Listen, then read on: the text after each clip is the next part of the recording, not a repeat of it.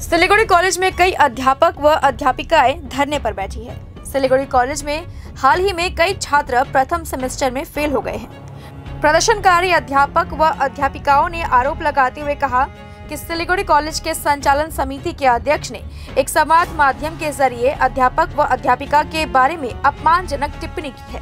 उस टिप्पणी का विरोध करते हुए अध्यापक व अध्यापिकाएं कॉलेज के प्रशासनिक भवन के सामने धरने पर बैठे हैं। उन्होंने आरोप लगाया कि संचालन समिति के अध्यक्ष ने उन्हें फाकीबाज कहा है। नई शिक्षा प्रणाली और लंबी एडमिशन प्रक्रिया के कारण छात्रों को पढ़ाई में दिक्कतों का सामना करना पड़ रहा है, लेकिन नियमित रूप से क्लास लेने पर भी अध्यापक व अध्यापिकाओं का अपमान किया जा रहा है।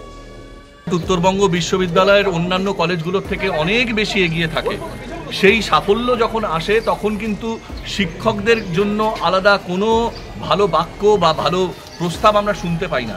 অথচ এই যে ফাঁকিবাজ অধ্যাপক অধ্যাপিকাদের ধরা হবে এই শব্দটা সংবাদ মাধ্যমে বলে দেওয়া এবং জনপরিসরে সেটাকে ছড়িয়ে দেওয়া, এটা শুধু আমাদের জন্য অবমাননাকরই নয়, একই সঙ্গে কিন্তু যে সমস্ত ছাত্রছাত্রীরা তাদের ফলাফল খারাপ হয়েছে তাদেরকে এক প্রকারে উস্কে দেওয়া হলো, তোমাদের ফলাফল খারাপ হওয়ার জন্য অধ্যাপক অধ্যাপিকারা দায়ী।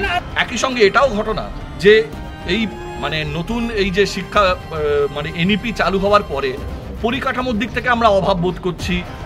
উপযুক্ত পরিমাণে শিক্ষক নেই, ক্লাসরুমের সেই ব্যবস্থা নেই, দীর্ঘ একটা অ্যাডমিশন প্রসেস চলেছে, বিরাট সময় ধরে ছেলেপেলে সময় পায়নি, তারপর এদের অনেকেই মাধ্যমিক উচ্চ মাধ্যমিক দেওয়ার অভিজ্ঞতা নেই। সবটা মিলিয়ে কেন রেজাল্ট খারাপ হলো এটা উত্তরবঙ্গ বিশ্ববিদ্যালয় খোঁজ করছে, সমস্ত কলেজগুলো তাদের মতো খোঁজ খবর করছে, কিন্তু দুম করে এইভাবে দেখে দেওয়া। সিসিটিভি ক্যামেরা নিঃসন্দেহে কলেজে নিরাপত্তার জন্য দরকার, সেগুলো লাগুক, আমাদের তাতে কোথাও কোনো আপত্তি নেই, কোথাও আমরা এইখানে নীতিগত প্রশ্নে কোথাও আপত্তি জানাচ্ছি না।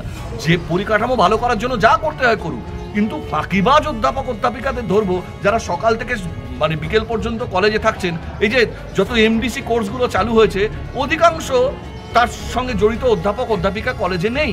আমরা নিজেরা ভলেন্টিয়ার করে সেগুলো পড়াচ্ছি। যে পিজি কোর্সগুলো চলছে সেখানেও ইউজি টিচাররা তারা বিনা রেমুনারেশনে পিজি ক্লাস নিয়ে যাচ্ছেন, কখনো তারা কোনো উচ্চবাচ্য করেননি। কিন্তু তারপরে যদি আমাদেরকে শেষমেশ এইভাবে ফাঁকিবাজ বলে দেখে দেওয়া হয়, এইটা অত্যন্ত অবমাননাকর।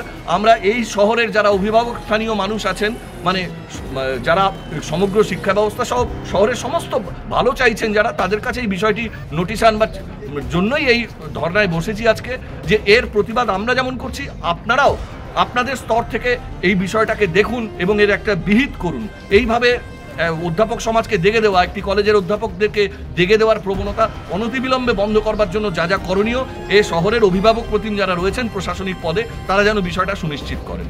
ধর্ণা বসার কারণ হচ্ছে যে এবারে যে রেজাল্টটা যেটা হয়েছে, যেটা বারবারই বলা হচ্ছে যে 90% ফেল 90% ফেল, তার বিরুদ্ধে সেটা কেন রেজাল্টটা খারাপ হয়েছে সেটা অলরেডি আমরা একটা অ্যাসেসমেন্ট করেছি যে ক্লাস কতগুলো হয়েছে, ক্লাস কদিন হয়েছে কি হয়নি, এবং ছেলেমেয়েদের এত অ্যাডভান্স পরীক্ষা নেওয়া সেটা একটা বড় কারণ ছিল, সেটা আমরা অলরেডি বলা হয়ে গেছে।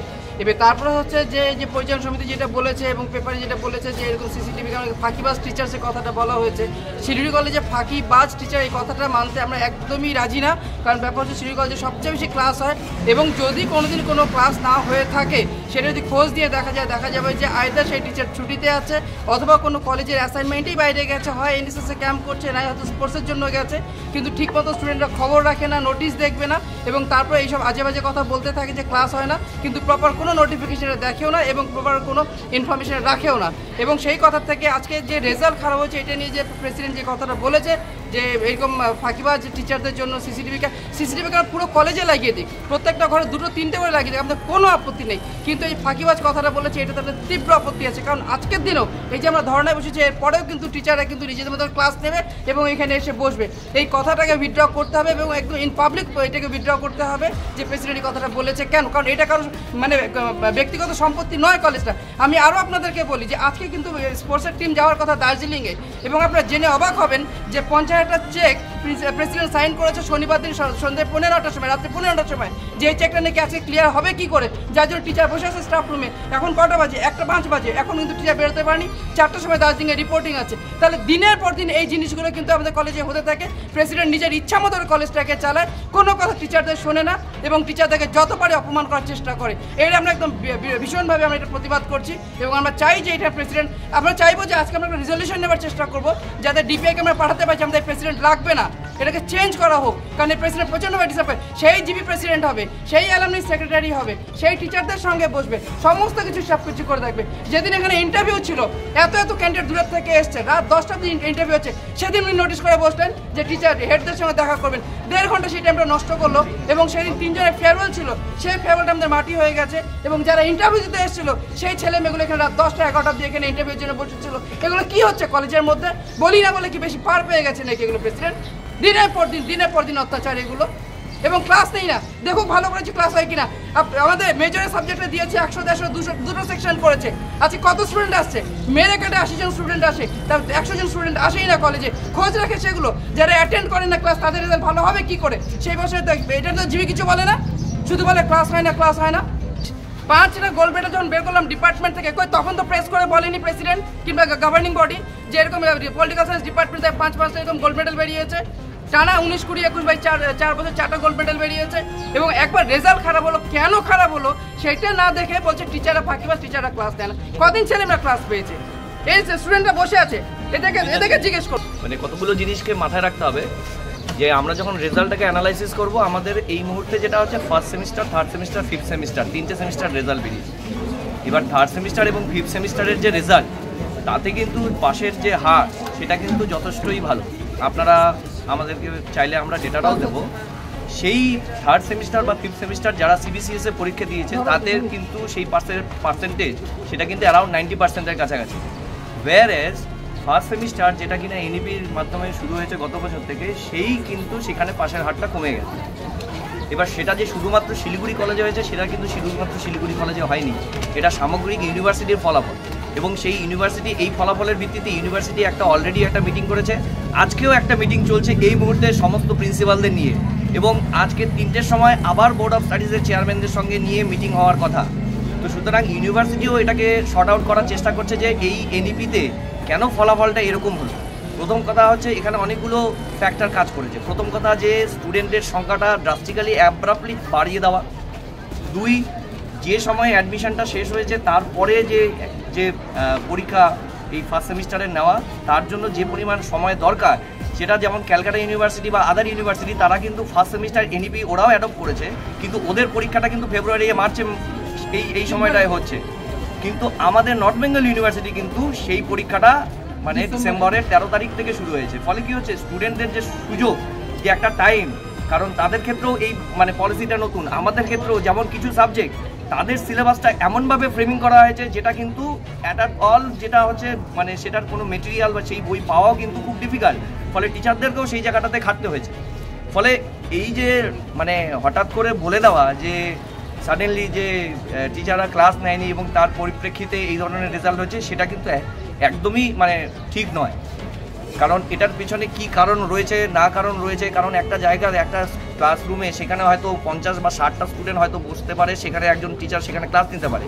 সেই জায়গায় সেখানে যখন 120, 125 জন স্টুডেন্ট আসবে, সেই স্টুডেন্টদেরকে ইন্টারাকশন করার যে জায়গাটা, সেই ইন্টারাকশন করার জায়গাটা কিন্তু একটা টিচারের পক্ষে কমে যাচ্ছে। ফলে অনেকগুলো ফ্যাক্টরস কিন্তু এখানে দায়ী। মানে হঠাৎ করে আমি বলে দিলাম যে টিচাররা ক্লাস নেননি, ফাঁকিবাজ, এবং তার পরিপ্রেক্ষিতে রেজাল্ট খারাপ হয়েছে, এটা কিন্তু ভুল। কারণ আমরা যদি প্যারালালি দুটো সেমিস্টারের রেজাল্ট যদি দেখি, থার্ড সেমিস্টার, ফিফথ সেমিস্টার, সেই রেজাল্ট কিন্তু আমাদের যথেষ্টই ভালো রয়েছে। ফলে যে টিচাররা থার্ড সেমিস্টার, ফিফথ সেমিস্টার পড়িয়ে এই রেজাল্ট ভালো করাতে পেরেছে, তাহলে ওয়ারে সেই টিচাররা ফার্স্ট সেমিস্টারের জন্য খাটতে পারেনি বা তাদের জন্য রেজাল্ট ভালো হয়নি, সেই কথাটা কিন্তু এখানে मानते কিন্তু একটু অসুবিধাই। हालांकि संचालन समिति के अध्यक्ष जयंत कर ने धरने पर बैठे अध्यापक व अध्यापिकाएं के आरोपों को निराधार बताया है। उन्होंने कहा कि किसी को फाकीबाज नहीं कहा गया है, उनके खिलाफ साजिश की जा रही है। उन्होंने कहा कि छात्रों से बातचीत करने से सब साफ हो जाएगा। কোনো শিক্ষক বা শিক্ষিকাকে ফাঁকিবাজ কথাটা আমার কথায় উল্লেখ নেই। সুতরাং এই বক্তব্যটা যিনি বলেছেন তিনি সর্বৈব মিথ্যা বলেছেন, এবং ওনার বিরুদ্ধে আমি খুব বেশি কিছু বলতে চাই না, কারণ ওনার এগেনস্টে শিলিগুড়ি কলেজের গভর্নিং বডি এবং প্রিন্সিপাল এবং প্রেসিডেন্টের সঙ্গে মামলা চলছে ওনার। তো যেহেতু একটা বিচারাধীন বিষয়, ওই জন্য ওনার বিরুদ্ধে আমি কোনো বক্তব্য রাখবো না। এবং আমাদের যে ন্যাক আমরা অ্যাক্রিডিটেশন হয়েছি, ন্যাক অ্যাক্রিডিটেশনে বলা আছে ছাত্রছাত্রীদের কাছ থেকে ফিডব্যাক নিতে হবে। সেই ফিডব্যাক আমরা পেয়েছি, এবং আমাদের, আমি ডিটেলস এখানে বলবো না, সেই ফিডব্যাক অনুযায়ী আমরা ক্লাস কোন ক্লাস হচ্ছে না ছাত্ররা আমাদেরকে সেটা জানিয়েছে, আমরা সেটা ধরে ধরে সেই মিটিংয়ে আলোচনা করেছি। আচ্ছা, এবার হলো গিয়ে সিসিটিভি লাগানোর কথাটা। সিসিটিভি লাগানোর তিনটে উদ্দেশ্য আছে। এক উদ্দেশ্য হচ্ছে কিছুদিন আগে আমাদের কলেজ থেকে একটা খাতা চুরি হয়েছিল, আপনারা সবাই হয়তো সেটা সংবাদে এনেছিলেন। সেটা আমরাও জানতে পেরেছি 10-15 দিন পরে। প্রিন্সিপাল এবং শিক্ষক মণ্ডলী বা শিক্ষাকর্মী মণ্ডলী অনেক চেষ্টা করেছেন, ছাত্রটিকে ডেকে নিয়ে এসে তাকে অনেক জিজ্ঞাসাবাদ করা হয়েছে, কিন্তু সেই খাতাটা আজ অবধি উদ্ধার হয়নি। তো সেখানে যদি সিসিটিভি থাকতো তাহলে খাতাটা অনায়াসে উদ্ধার করা যেত, এবং শিলিগুড়িরই একটি কলেজে এরকমভাবেই খাতা একজন নিয়ে চলে গেছিলেন, সিসিটিভিতে ধরা পড়ে, এবং ধরা পড়ে তার বাড়ি থেকে সেই খাতাটা উদ্ধার করা হয়, অন্য একটি কলেজের কথা বলছি। তো সেক্ষেত্রে আমাদের একটা এখান থেকে শিক্ষা নেওয়ার ব্যাপার ছিল। ইতিমধ্যে আমাদের কাছে অনেক ছাত্রছাত্রীরা অভিযোগ করেন, মাঝে মধ্যেই, এটা অভিযোগ বলছি, অভিযোগ করেন যে শিক্ষক বা শিক্ষিকারা তাদেরকে মানসিক এবং শারীরিক নির্যাতন করেন অভিযোগ, সেটা প্রমাণ নেই। তাহলে শিক্ষকদের যদি সিকিউরিটি দিতে হয় সেখানে, সেই শিক্ষকদের সিকিউরিটি দেওয়ার জন্যই কিন্তু আমাদের সিসিটিভি লাগানো, যে শিক্ষকরা যেটা ছাত্ররা বলছে সেটা ঠিক বলছে কিনা, সত্যি কিনা বা মিথ্যা কিনা। এরকম বহু অভিযোগ এর আগে যাদের বিভিন্ন স্কুল বা কলেজে, আমি একটা স্কুলের নাম বলতে পারি, বিধাননগর মুরলীগঞ্জ হাই স্কুল, সেখানে কিন্তু এরকম একটা অভিযোগ একজন শিক্ষকের বিরুদ্ধে এসেছিল, কিন্তু সেই অভিযোগটা মিথ্যা প্রমাণিত হয় সিসিটিভি থাকার জন্য। তো এরকমভাবে একটা সিকিউরিটির ব্যাপার আছে, 2 নম্বর। আর 3 নম্বর হচ্ছে যে গভর্নিং বডির প্রেসিডেন্ট ইচ্ছা করলে কিছু করতে পারেন না, ওনার অভিযোগটা সম্পূর্ণ মিথ্যা। তার কারণ হচ্ছে গভর্নিং বডি হচ্ছে 11 জন মেম্বারকে নিয়ে তৈরি হয়, সেখানে ছাত্র প্রতিনিধি থাকে। বর্তমানে ছাত্র সংসদের নির্বাচন হচ্ছে না বলে ছাত্র প্রতিনিধি নেই, সেখানে একজন শিক্ষাকর্মী থাকেন, তিনি শিক্ষাকর্মীদের মধ্যে থেকে নির্বাচিত হন। 3 জন শিক্ষক প্রতিনিধি থাকেন, তারা শিক্ষকদের মধ্যে থেকে নির্বাচিত হন। 2 জন উত্তরবঙ্গ বিশ্ববিদ্যালয়ের প্রতিনিধি থাকেন, তিনি উত্তরবঙ্গ বিশ্ববিদ্যালয়ের ভাইস চ্যান্সেলর দ্বারা নিযুক্ত হন। আর 2 জন গভর্নমেন্ট নমিনি থাকেন, তারা সরকার থেকে নিযুক্ত হন। আর প্রেসিডেন্ট সরকার থেকে নিযুক্ত হন। তো এই 11 আর প্রিন্সিপাল থাকেন। তো এই 11 জনকে নিয়ে কমিটি হয়। যদি কারোর কোনো বক্তব্য ওখানে থাকে তাহলে তো সে নোট অফ ডিসেন্ট দেবে, আনঅ্যানিমাসলি সিদ্ধান্ত হয়। এবার আনঅ্যানিমাসলি যে কোনো সিদ্ধান্তই, যেহেতু আমি প্রেসিডেন্ট, আমি ওই রেজুলেশনে সই করি, স্বাভাবিকভাবেই ওটা আমার ঘরে দায় বর্তাবে। তাহলে প্রেসিডেন্ট করছেন, কিন্তু প্রেসিডেন্ট তো একা করছেন না, আমাদের তো মিটিং করে সিদ্ধান্ত হয়, যা কিছুই হবে সেই সিদ্ধান্ত অনুযায়ী হবে। সেখানে প্রিন্সিপালও রয়েছেন, প্রিন্সিপাল হচ্ছে গভর্নিং বডির সেক্রেটারি, তিনিও রয়েছেন, তিনি মিটিং ডাকেন। বলা হচ্ছে কারণটা আমি একদম চক্রান্ত, কারণ ওনার বিরুদ্ধে তো আমাদের মামলাই আছে, আমি আপনাদের কাছে অনুরোধ করব, আপনারা ছাত্রছাত্রীদের সঙ্গে একবার কথা বলুন না, এই যে শিলিগুড়ি, তাহলে জানতে পারবেন যে ছাত্রছাত্রীদের অভিযোগটা কি, কারা ক্লাস নেয় না, কি নেয় না। আমি বলতে চাবো না, তার কারণ হচ্ছে 90% ওপরে শিক্ষক শিক্ষিকারা তারা ডেডিকেটেড, তারা ভালো ক্লাস নেন বলেই কলেজ বেঁচে আছে, কলেজ চলছে। কিন্তু একটা এইরকম একটা সিচুয়েশান, যেই সিচুয়েশানে এত ছাত্রছাত্রী ফেল করেছে, এবং শিলিগুড়ির মতো একটা 75 বছরের পুরনো কলেজ